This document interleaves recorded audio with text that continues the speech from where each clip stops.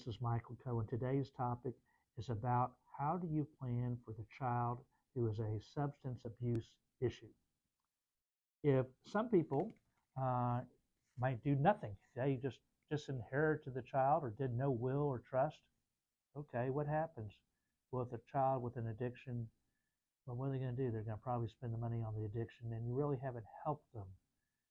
Some parents think, oh, gee, I've provided for them for all my life.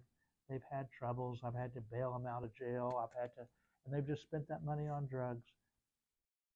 So I'm just not going to let them inherit. Well, that could be the views of some, but does that really help the child? Can you do something different? For example, can you have various types of trust?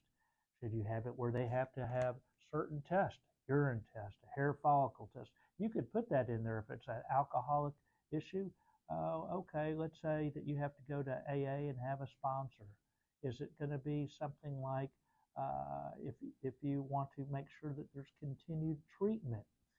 You maybe have to have different helpers as far as the abuse issue, whatever it may be.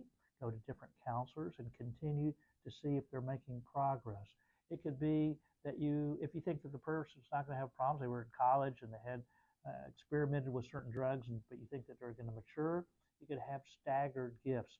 Oh, exit 20 and 5, exit 35, exit 45. But we'll take tests later on.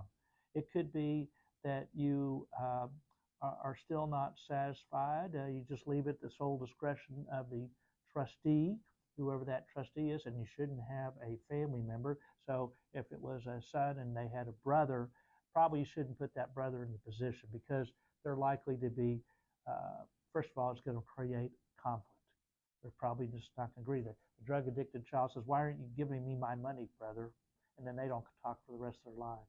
So you really don't usually want that. If it's a lot of funds, then you might have a bank, so they're independent. But if it's less, it should be somebody independent who we think could take care of it and can stand up to the person.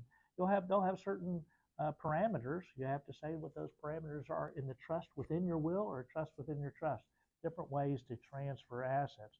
So you could, in your estate planning documents, either have staggered distributions, have sole discretion, have certain standards that they have to meet, have disincentives.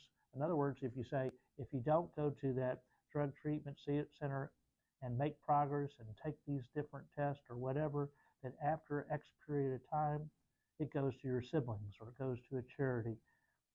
So there's different things you could do, and it's up to you if you have that child or beneficiary that has a substance abuse problem. It's just a matter of planning. Thanks for joining us.